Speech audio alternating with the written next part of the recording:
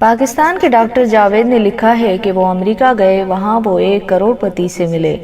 کروڑ پتی نے ان کو اپنے ایک خاص مکان میں ملاقات کے لیے بلایا۔ یہ مکان سمندر کے کنارے بنا ہوا تھا۔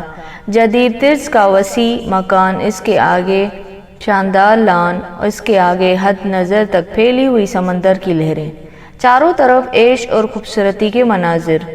اس ماحول میں مہمان اور میزبان دونوں مکان کے سامنے لان میں کرسیوں پر بیٹھے ہوئے تھے۔ ڈاکٹر جاوید کہتے ہیں کہ میں اس ماحول میں گم تھا۔ مجھے ایسا معلوم ہو رہا تھا کہ میں جنت کی دنیا میں بیٹھا ہوا ہوں۔ مجھ پر معویت کا عالم طاری تھا۔ امریکی کروڑ پتی بھی چپ چاپ کسی سوچ میں مبتلا تھا۔ اچانک امریکی نے میری طرف مخاطب ہوتے ہوئے کہا، مسٹر جاوید، میں چاہتا ہوں کہ امریکہ کو چھوڑ کر پاکستان چلا جاؤں اور زندگی کے بقیہ دن وہیں گزاروں۔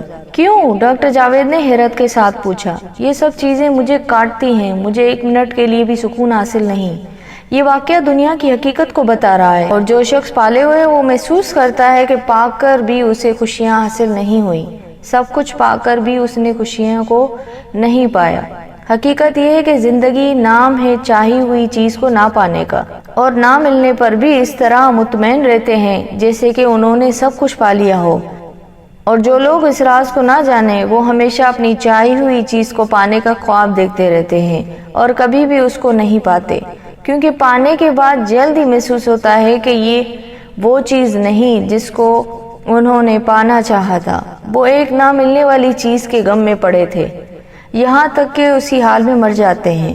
مذہب کی اصطلاح میں پہلی چیز کا نام قناعت ہے اور دوسری چیز کا نام حرص۔ انہی دو لفظوں میں زندگی کی ساری کہانی چھپی ہوئی ہے۔